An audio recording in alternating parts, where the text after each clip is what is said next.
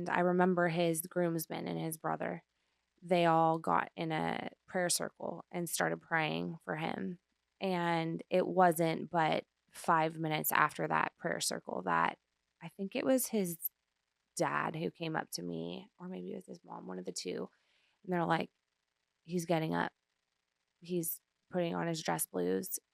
And I'm like, you have got to be kidding me. Like, this man, he just always stood by his word. Like, if he told you he was going to be somewhere, he was going to be there. Hello, hello, and welcome to Erica on Air. Grab your coffee, grab your tea, and come chat with me. We are so lucky to be using this gorgeous studio today, Willow Window Studio. I'm so thankful they've let us use this space so that we can share some incredible people that enriched my life, and it's going to enrich so many other people's life. And today I have my friend Fabi here with us. Neat story how Fabi and I met. She's drove in from Nashville this morning, but would you say you were born and from California? Yes. Okay. Yes. California girl, but she moved her adult life into Nashville, Tennessee. And I met her because in our dental practice, she was our allergen drug rep for Botox and filler and everything. And absolutely gorgeous girl. When she comes in, you can't miss her. Just beautiful. And we went to lunch one day, got to know more about her and her story. And she's also an influencer. And so it's nice having someone else to kick things off of and get opinions on. And so we've just stayed in touch, even though she's not in my region anymore for our dental practice. And then I'm not practicing in the office. She and I have still stayed in touch. And so excited to share her on the podcast with you guys. So welcome, Fabi. Thank you so much for having me. It's such an honor. I love everything that you do. You have the biggest heart, and it truly is such a treat to be able to be here and share my story with you and your followers. Thank you so much. Truly, thank you. She has a story and a half for you guys. And I mean, truly, it is remarkable. So we're going to kick right in and get started with it. Let's get started, Fabi, with your adult life when you've moved to Nashville. Had you moved to Nashville actually when you found love? No, Josh and I met. I was on a girls' trip from California, and then I moved here shortly after. Okay, so you start with your move to Nashville and introduce us to Josh. Yes. So Josh is my late husband, first of all. So, spoiler alert. I met him on a girls' trip. I was visiting Nashville from California with two of my girlfriends, and I fell in love with the city. Like, first day here, I'm like, oh my gosh, if I ever lived anywhere besides California, it would be here. I love live music. I was a dancer growing up, ballet, jazz, tap, all the things. Just always loved music and grew up on country. And so Nashville was just magical to me and my two girlfriends as well. And we decided to go to Honky Tonk Central after we went to the Titans game on our last day here. And then these three guys walked in, and one of them made eye contact with me. I'm like, that guy's kind of cute. But as you could see, you know me, I usually have glasses on. So if I don't have glasses on, I cannot see far. I don't wear contacts. So I'm also like depending on my friends to tell me if what I'm seeing is accurate. Yeah, I'm like, he is cute, right? Or is he like 75 and like way not on the same level? And they're like, no, he's cute. So he got up and went to the restroom, which was like directly across from where I was sitting, and he was waiting for the next person to be done. And he looked over at me, and I smiled at him. And as humble as Josh was, which is so funny in hindsight because he's like such a ladies' man, but he turned around like to see if I was looking at somebody else. And I'm like, no, I'm smiling at you. And so after he went to the restroom, he came over and we just started chatting. And I'm like, wow, this guy feels like I've known him forever. Like, he just feels familiar and like so easy to talk to. And I was just myself from that moment forward. Like, I never overthought anything. I wasn't trying to put a fantasy on what this was. I was just like, oh my gosh, this guy's so fun. I'm going to enjoy today. And then who knows what will happen. It was just easy. You were just in the moment. Just in the moment. So easy, like dancing the night away on the dance floor. And so he had just got stationed at Fort Campbell from, he went to West Point, and then he went through Ranger School. So after he went through Ranger School, then he got stationed there. Okay. And he played football for Army also, right? Okay. I grew up in a football family, so I find that so cool. Yes. Oh my gosh. He was big football guy. Army Navy is like the biggest deal in that family. And we have carried on the tradition. We'll talk about that later, but we're actually going this year with his dad. That is so cool. Yes, which is so cool. But yeah, he had just got stationed at Fort Campbell, so the fact that we were even in the same place at the same time was like a God thing. Uh-huh. And he went back to Fort Campbell. I was flying back to California the next day, and he just kept texting me like, "This can't be the last time that I ever see you." And I'm thinking like, "Well, I live in California, you live here, like Mhm. it very well might be." Mhm. And we just never stopped talking after that. And then it went from two strangers living in two different states to him coming to visit me in Mhm. California and meeting my family and my roommate at the time, and then me flying back and meeting his family. And then just 5 short months later, I moved out to Nashville for him. Mhm. In between, then is when the big thing happens that changed the trajectory of our relationship and our lives Mhm. was September is when we met, and in November, he got diagnosed with a rare form of cancer called synovial sarcoma, which is a soft tissue cancer. He happened to have that diagnosis in his lower abdomen, which is a very, very challenging place to get diagnosed with that type of cancer because Mhm. amputation is typically the best solution for long-term remission and or survival, Which and wasn't an option. which isn't an option when it's in your Mhm. lower abdomen. So yeah, that was the beginning of our relationship, was falling in love really fast, really hard, and then facing the most life-altering diagnosis. But with that said, I'm an extremely positive person who Mhm. believes in God. And he And needed your positivity then.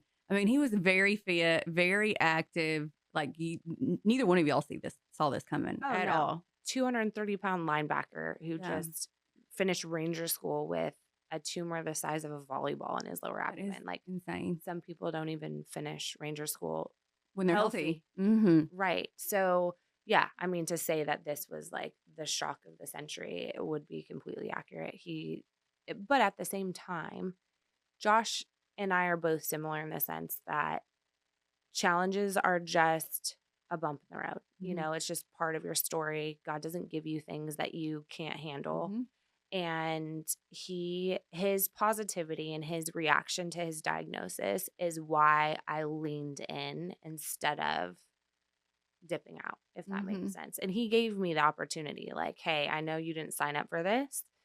It's definitely not, it wasn't on my bingo card either. But Hmm. if you feel like this isn't something that you can sign up for, like, please, like, I will never think anything bad about you. You are more than welcome to walk away. And like, I will still always think of you as like the best person ever." Hmm. And I'm like thinking in my head, like, this is love gets you through this kind of stuff. Hmm. We're already in love with each other, and I can't think of any other person that I would want to go through life with. Hmm. And when you sign up for that, that's the ups and the downs. Hmm. We're just It is. experiencing the downs a little sooner than Hmm. expected. Hmm. And so that really moved me moving out to Nashville, that moved that process up probably a little bit sooner. Hmm. Although I'm kind of a spontaneous person anyways, I'm sure I probably would have ended up here earlier anyway.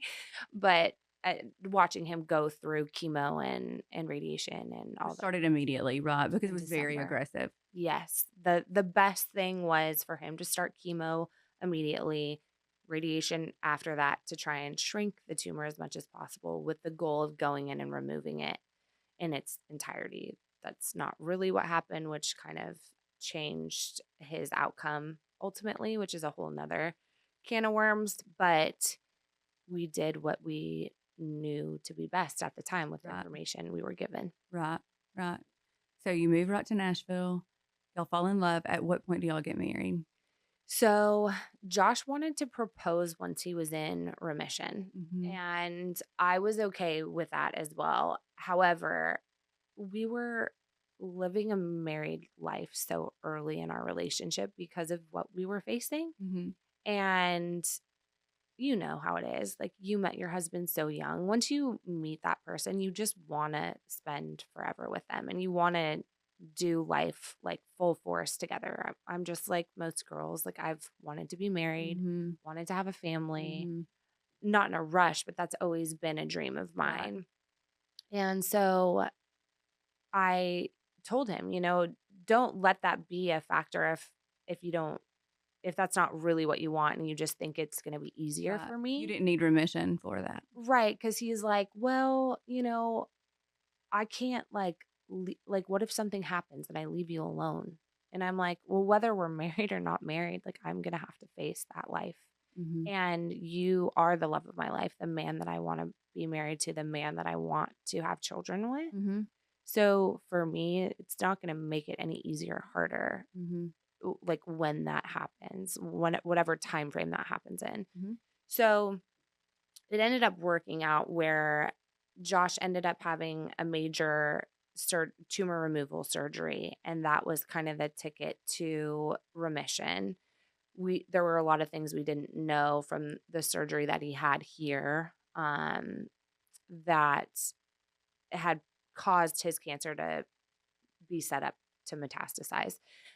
So he had his major surgery at MD Anderson, and they removed the entire tumor and got clear margins. And I mean, it was a 13-hour surgery and just a really, really crazy recovery. But on the other side of that, that was in January of 2016. Where you had just met in September? We met in September 2015. So Okay. there was a Full year year. that we dated Mhm. and lived together and just experienced a lot of life, like Mhm. so many fun, adventurous things in between all of the cancer treatments, chemo, botched surgeries, wound vacs, like you name it. Mhm. Like so many people probably would have put the other stuff on hold. Like, we'll do Mhm. that when you feel better. Mhm.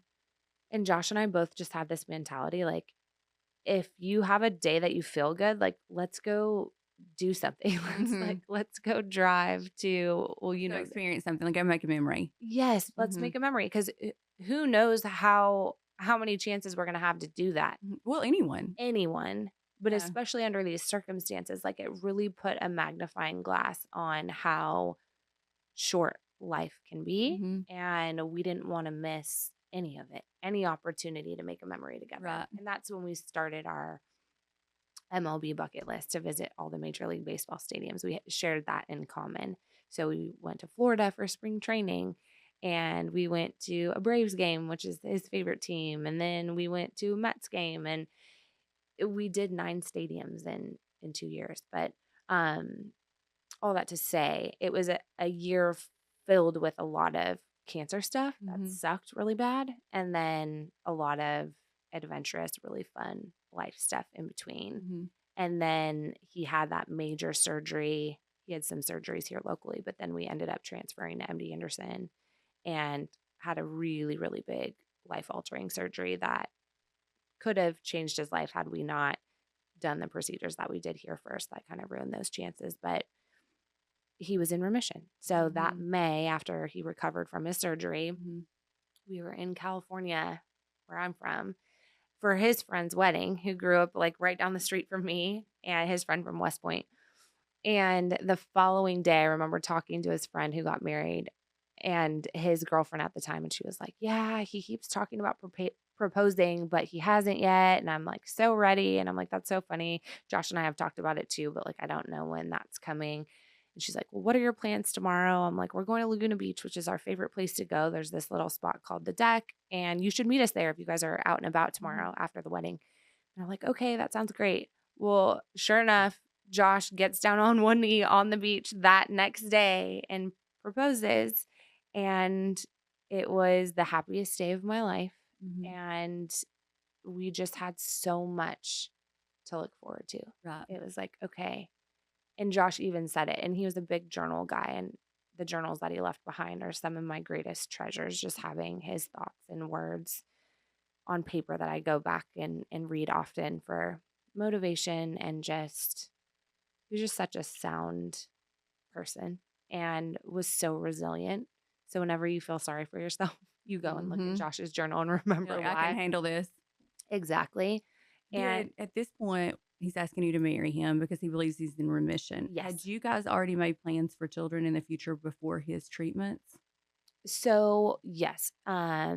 So when Josh was diagnosed, he was really fortunate because this wasn't the most common thing at the time. It was definitely becoming more normal, I would say, but Josh was diagnosed when he was 25. And what was brought to his attention was that chemo and radiation, given where your cancer is, can potentially affect your ability to have children later in life because it can affect your sperm quality. Right. So they had offered up at the time, mind you, we have just known each other for 2 months at this point. So this wasn't necessarily like him making plans for me specifically. It was like for my future self, what would I want? Right. And they said, before you start chemo, you should consider um, doing, why am I blanking on? Like a sperm Yes. retrieval and Yes, freeze it. exactly. To freeze your sperm. Yes. Exactly. I'm like stuck in IVF world. I'm like, what is it called for a guy? Yes. So he froze his sperm prior to starting treatment, which was a huge blessing because we both knew we wanted kids. Mhm. Whether or not it was going to be together, time would tell. Mhm. And so when he proposed, like you said, he was in remission. So the talk of having children wasn't like top of mind. It was more like planning our wedding. Right. Getting the first phases of life the way it should be. Mhm. Exactly. Mhm. And then shortly after that, we flew back up to Houston, where MD Anderson is, and had a follow up appointment. And they did a CT scan and realized that his cancer had metastasized to his lungs. And that was really, really devastating news. We knew enough about sarcoma to know that any sort of metastatic disease was not good. It, Mhm. it was, buying time at that point, not a case of being on the other side of this Right. battle, right? So that's the one time where I saw Josh really wanting to know less and less about his diagnosis and me wanting to know more Mhm. because I wanted to prepare both of us in a sense of like what are the real hard statistics in this scenario. Like I will be the most hopeful and I Mhm. will be the biggest prayer warrior no matter what, but I also like want to know what odds Mhm. were What we're stacked looking at. against us exactly. So an angel of a human, Dr. Arujo, was our oncologist at MD Anderson, and I speak about her often, especially when I see things pop up in the sarcoma Facebook group and there's newly diagnosed patients and they're like, where should I go? I don't know what to do. I live in this small town. There's Mhm. not a sarcoma specialist. And I'm like, oh my gosh, please, for the love of God, go to a place that has a sarcoma specialist. It's your best chance at survival. And it's always these young, beautiful families with young children. And she is an angel. She is so good at what she does. She treats more synovial sarcoma cases than I think anybody in the world, let alone the US.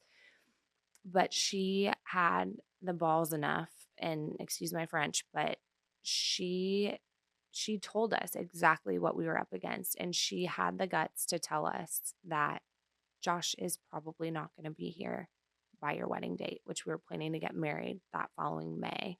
It's ironic because we'll talk about that later, but that wedding date ended up being saved for a different occasion.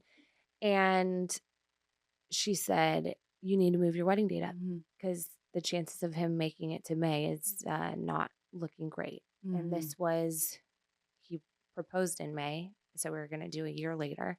And this was, I believe, June when we had gone back for that follow up where she's telling us this. You've She just said, been engaged a few months at this point. exactly. Mhm. She's like, there are two things I want to try. There's an oral chemo that I've seen prolong people's lives by several years, and I've seen it not work at all. There's also another infusion chemo that I want you to try, and just to see if it'll slow down the growth of your Can cancer. they do those at the same time? They wanted to do them separately to see if one worked or didn't work. They knew which one. Which one? Yes. So we did the infusion chemo first, came back, and it was still growing at a really rapid rate. So we knew that that wasn't working. Mhm. And so then we tried the oral chemo, Votrient, which makes all your hair turn white. So Josh got a kick out of that one. He was like, I look like an old man. So he didn't lose his hair. It just turned white. Just turned completely white, eyebrows, eyelashes, He's hair on what, his head. 26 at this point? Yep, exactly. I'm like, "Oh my god, you're the sexiest old man I've ever seen." And so we come back after that follow-up and she's like, it's also not working. So this was in August and we had a trip planned in September. Josh's birthday is 9/11, and we had a trip to go to New York and to visit West Point, which is my first time ever visiting West Point. And if you know anybody who went to West Point, like it's a big deal. Or if you just Mhm. know West Point at all or grew up on this side of the country. I grew up on the West Coast, like I just didn't know anything about it. Mhm. So when we first met, Josh What told an me, honor it is to get to go there. what an honor and Yes. just what a big deal it is. Mhm. And so when Josh told me he went to West Point, I was like, well, that's cool. I went to Cal State Long Beach. And we just like went on to the next He didn't conversation. really know what that meant. Yeah. And he was like, whoa, this girl doesn't even care, doesn't even know what that is. So normally that works a little different for me. And so it was a big deal for him to take me there. Mhm. And I will never forget this, but we were walking through, they have a cemetery on campus, and we were walking through the cemetery and we were just looking at different names. He had a friend who had passed away shortly after they graduated. He also played football and he passed away overseas like really soon after being deployed. And he was looking for his headstone, and turns out he wasn't buried there. But we were walking back and he was like, gosh, all these new headstones are like in the parking lot. And this comes to play later. And I'm like, yeah, that is kind of different, Mhm. and how much he loved West Point later on down the road, our journey. I'm thinking, like, where would he want to be if, you know, cancer ends up taking his life? Because I was always thinking, like, I just want to honor him in the best way. I want my questions to be answered so I don't ever find myself in a position where I have to guess like what he would want. Right. And that's like the morbid thing about dealing with cancer is your mind, as much as it wants to be in the present, you're also thinking about the what ifs that are. That would be so hard. I think that's great when you're healthy and things are good in life to have those conversations. I think so too, because It's so many it's totally people different if you can have it when you are healthy. healthy and you're in a different state of mind, Yes. and so Yes. so you're not having it such an awkward time. Absolutely, where you're like walking on eggshells, not wanting Mhm. to, you know, face the elephant in the room, if you Mhm. will. But at the same time, you're like, gosh, there would be nothing worse than having to guess.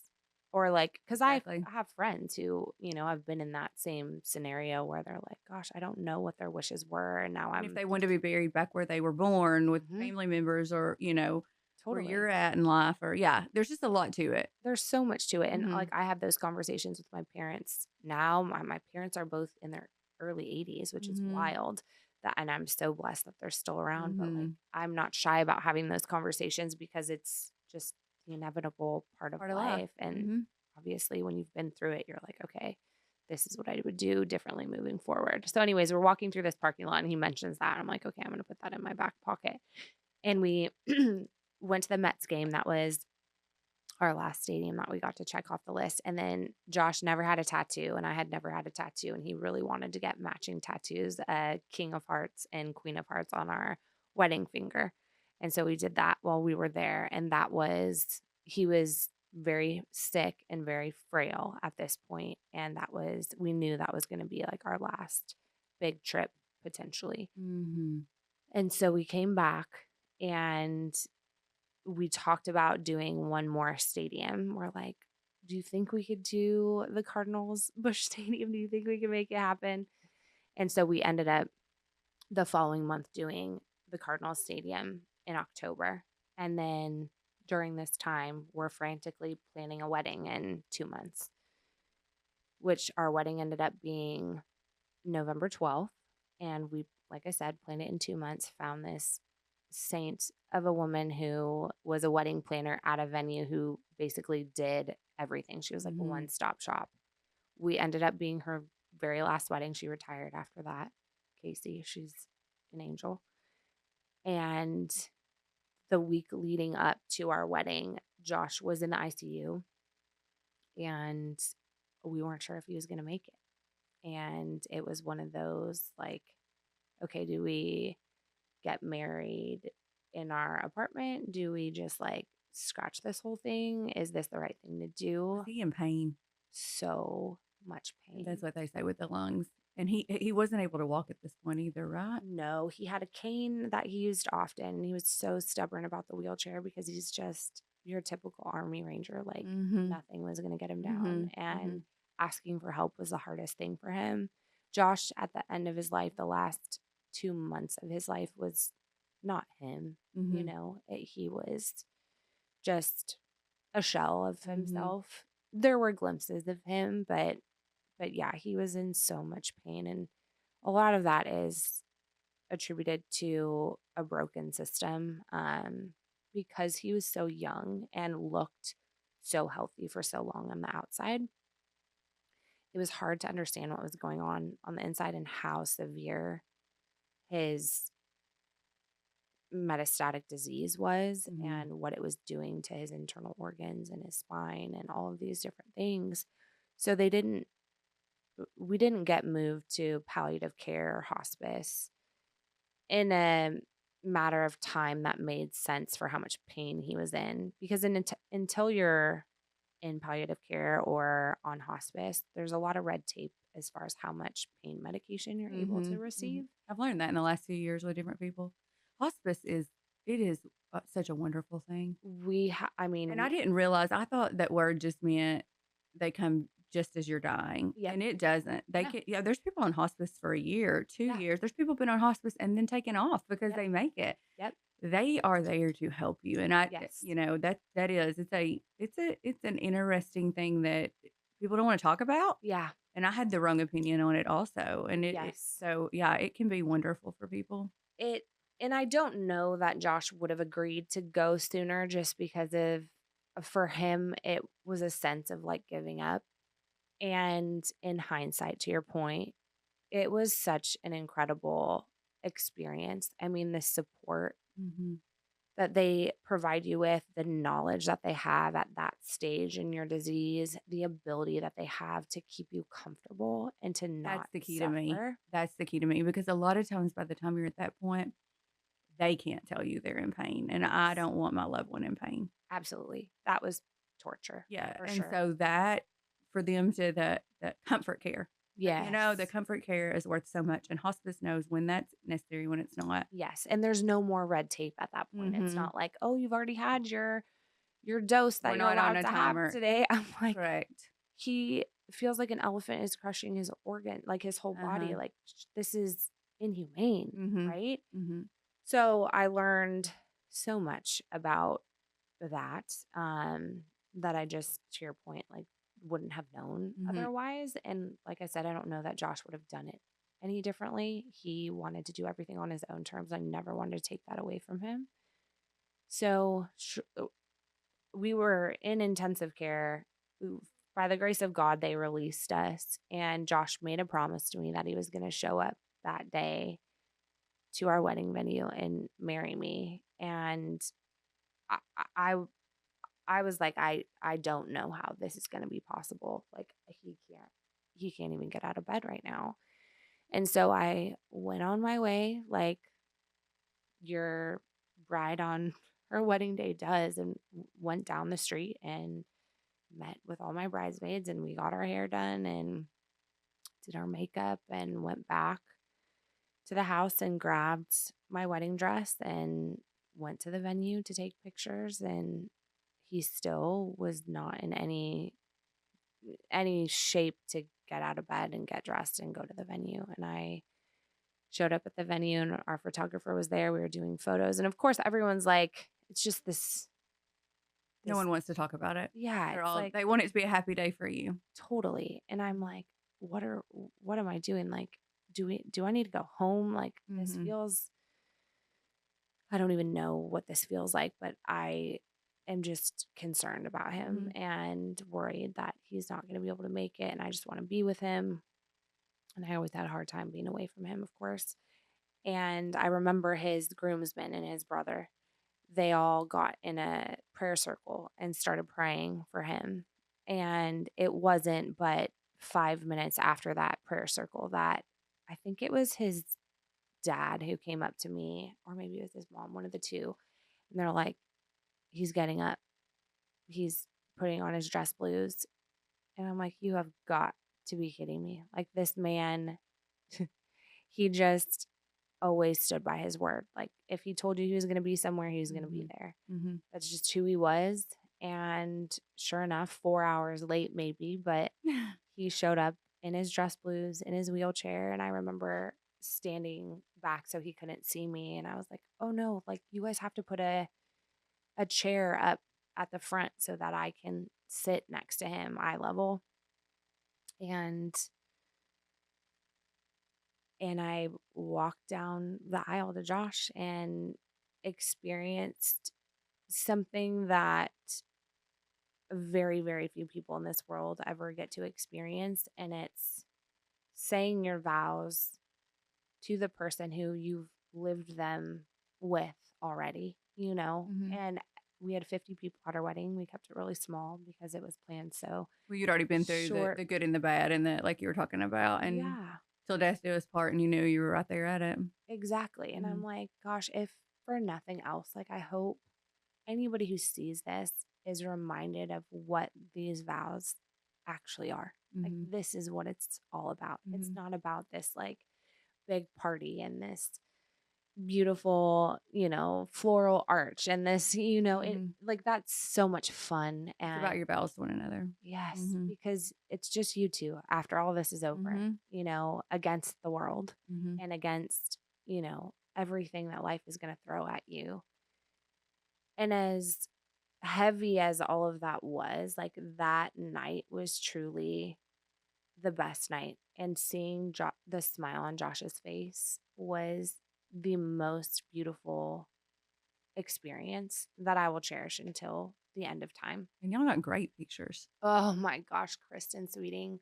It's hard to not get good pictures in those dress blues, though. Like, Oh, I think yes. their military uniforms are just So sexy they're and so timeless, pretty. classic. Yes, yes. It's like a movie always to me. Like, I don't it's just I'm so patriotic also, so Yes, that's like one of my favorite parts about you is how patriotic you are. And gosh, I love seeing your family all dressed up in red, white, and blue. I'm like, that's gonna be me and one we don't day. have I don't have family members that's been in the military, like grandpa and dad and brother and stuff. I've just always been Just patriotic, and my husband the same as far as just we just love our country and just the people who fought for it. Like, you're a gold star wife because of what he did.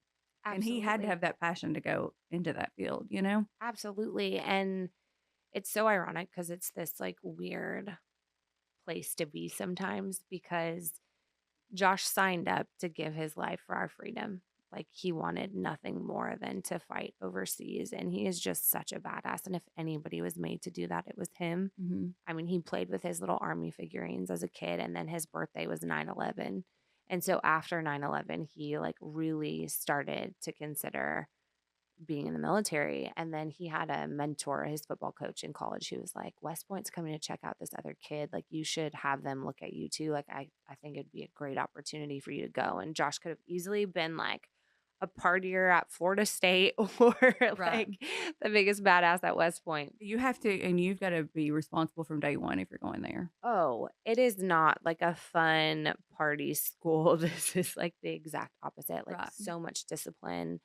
And I mean, you just can't even fathom what the whole process is like And if you unless go to you've seen college it. there, you are automatically signed up for so long, correct? I Yes. mean, your military starts the day you start college there, really, Yes. career. Yes. Mhm. And so for him, like it was just in his blood. And then, I had so many people after the fact when I would tell them, like, my husband is an Army Ranger and he passed away, you automatically think that he passed away overseas, right?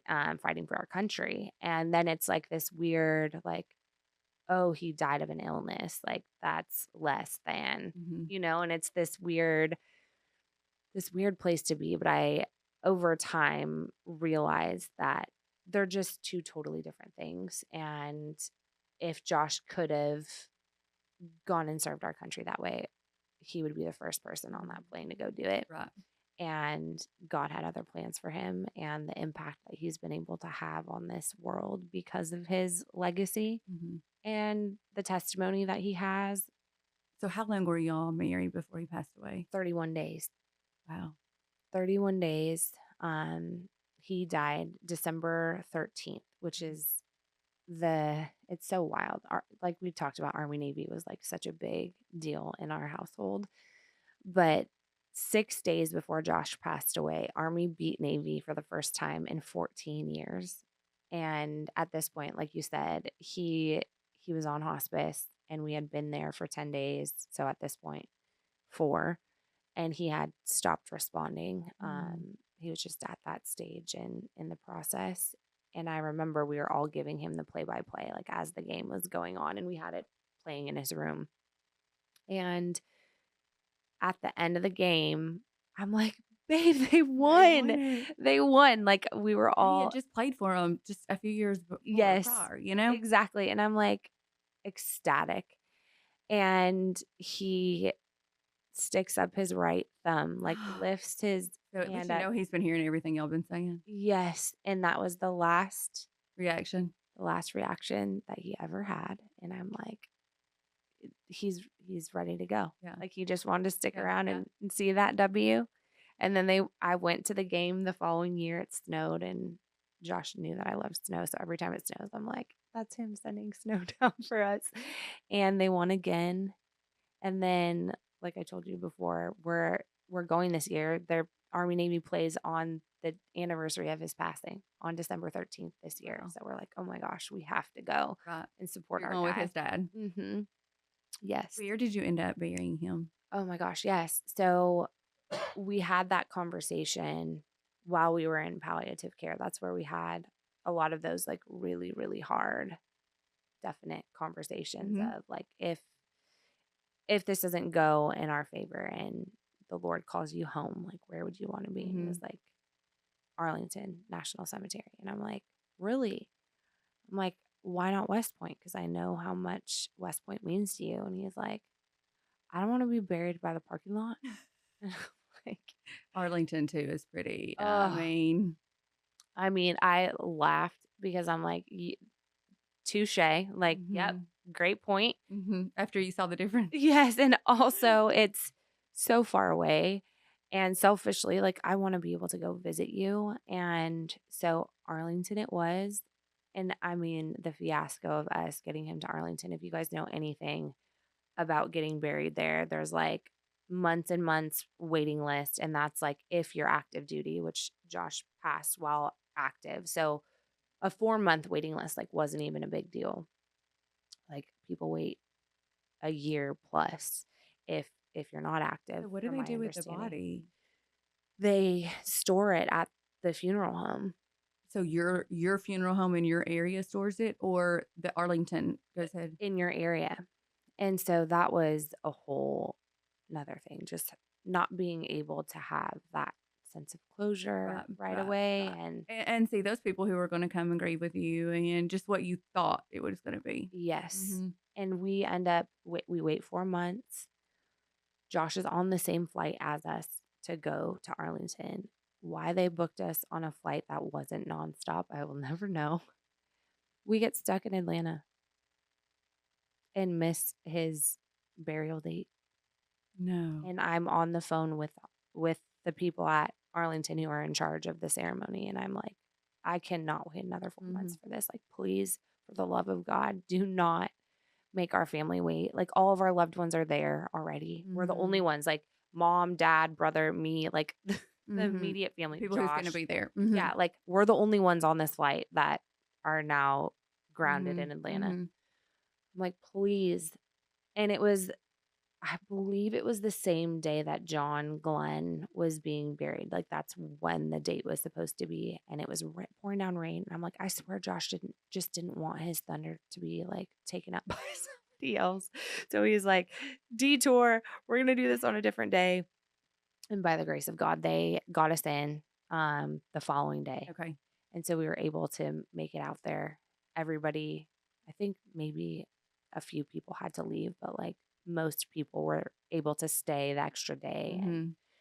and honor him. And I mean, the 21 gun salute, the whole military honors burial is like the Top most, oh notch. my God, gosh, it's the most Mhm. beautiful thing and the most honorable way to lay your loved one to rest there. Mhm. And I go back all the time to go Mhm. visit him, and it's the most peaceful place. And I can rest easy knowing that it's exactly where he Where he wanted wanted to to be. be Yeah. in his dress blues, like exactly how he wanted. And that is like one beautiful piece of our scenario is being able to have those really tough conversations. Right. And I know you had said to me when you had told me your story, you were a widow when I met you. Yeah. And you were like, I've already had like the most remarkable love story if I never find it again. And Yeah. it was just on fast forward. I mean, it was just in a quick time, Yeah. it was short, was Yes. everything was rushed because you knew time was very crucial within a few months of meeting him. Yeah. So but you got to experience that. You got to meet him where you might not have ever. Yeah. And this story continues to get better.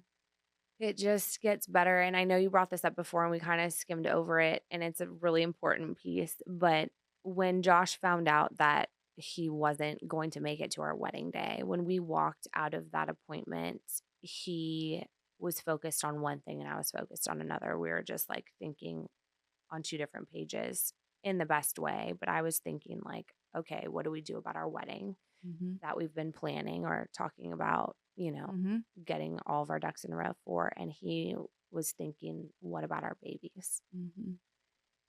And I'm like, oh my gosh, Like his like legacy. his legacy. And I'm like, Mhm. oh, like my mind hadn't even gone there yet. Mhm. And if you remember, obviously, we talked about Josh freezing his sperm prior to cancer treatment. And this moment was so pivotal in our relationship because he basically gave me his blessing to move forward with having our children should I feel like I could do it alone. And Mhm. he just said, like, you would be the best mom. Like, how cool would it be to have a little piece of me live on forever? Mhm. And that was something that I took to heart like you wouldn't believe. And I just plugged that away and I'm like, what a gift that I have this incredible man who would trust me to raise our kids without him, Mhm. and selfishly, um, not selfishly, but, wanted to make it very clear that that was Mhm. something that he wished. He also made it very clear that if it's not something that I wanted to move forward That you with, didn't like, have to. I totally didn't have Mhm. to. And so fast forward, we, get married. Josh passes away, and years pass. He passed away December of 2016. And 4 years later, after many failed dating attempts and many long, hard conversations with family and friends. Do you And think that was because you were comparing everyone to him too? Did you find yourself doing that? you know Or in what? the feeling that you had with him? Yes. And I can't imagine that not being the case because here's the thing, when you meet your person, like you Mhm. met him so young and all you know is your love Mhm. together. Mhm. If God forbid you ever had to know a life without him, like, it's just crazy to me that you would ever think that the next person wouldn't share all those characteristics that you love Mhm. about him, And right? cares. We've talked about this, my husband and I have. We're like, there's no way we would find someone else that is our match, Right.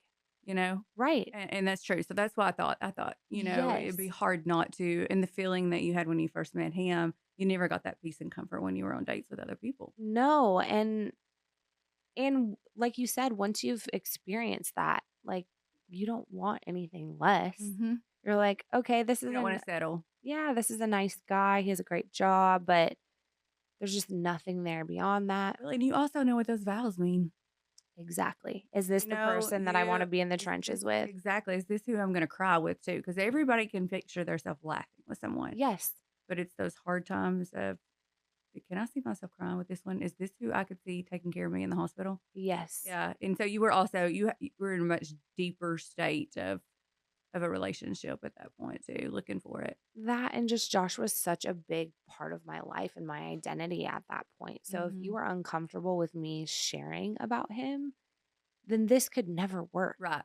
because he's always going to be a part of my life. And it's going to Mhm. take a really special individual who has Mhm. the space and capacity in their heart, a God fearing man who understands the big picture, to step into that role and make space Right. for that and for him. Right. And so it COVID happened in 2020, and that's when I really realized, like, man, the most important thing to me is family. And Mhm. I don't foresee myself finding the next love of my life Mhm. anytime soon. I can't even find a guy that I'd like to go on a third date with. So maybe I should entertain this idea of trying to have mine and Josh's baby. Mhm. And ironically enough, in the worst way, his mom was battling stage 3C fallopian tube cancer at the time. And she was not doing well. And I went to her, and she's the mom of 2 boys, and those boys are her whole life. And y'all had stayed really close. We stayed very, very Mhm. close after some bumps in the road. You know, when people pass away, crazy, weird things happen with Mhm. family. We circled back and got really, really close again. And I spent a lot of time with Zach, who is my brother in law, and Jill, my mother in law, at the end of her life. And both of them were so supportive of me moving forward with IVF and being public about it, Mhm. so that we could make it happen. Mhm. And I spent the next 3 years going through hell trying to have mine and Josh's baby, as you know well. And Pretty much you dedicated your life to that. yeah, 5 egg retrievals, 2 failed transfers, 2 clinics out of state, This is starting. kind of when your influencer business started too, was through all of this. And so many people would like looking for also going through IVF and looking for someone to relate to and Yes. have that community to talk. Yes. And I know you and I have talked about this before. When I say influencer, that really means nothing. No. It really means nothing. That's how the world titles what we do Yeah. for a career, but it Right. really does not mean anything. We're just a person, And you're just just sharing like your life. everyone else. You're just an extrovert who shares it. And Yeah. that's the only difference. But people have a preconceived idea of you. And so that's one thing you and I have been able to talk to one another about because so many people do meet you and say, "You're not at all like I thought you were." Hmm. And they mean that in a good way, but it just breaks your heart because you're like, how can I let you see who I really am? You Right. want them to see that from the beginning. Right. And I think it's so challenging because you do see this like 30-second clip of pieces of your day and Mhm. pieces of your life.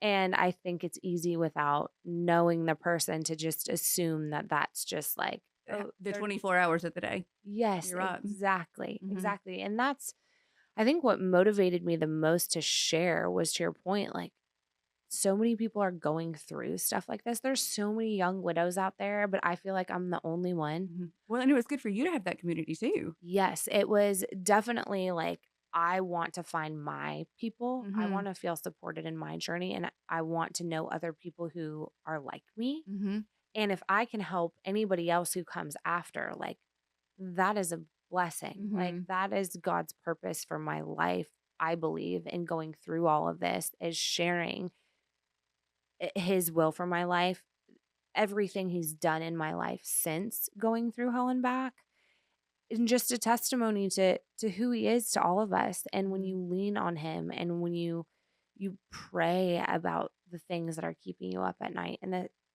the extremely painful, heart-wrenching experiences that you're going through in life, you can't do it alone. But you also have hope You with have, him. That's the best part yes. is you have hope. And that is where we're going to do part 2 of this podcast Yeah. because the hope comes through for Bobby and she does end up meeting the love of her life and continues on. And so stay tuned for the second part of this podcast.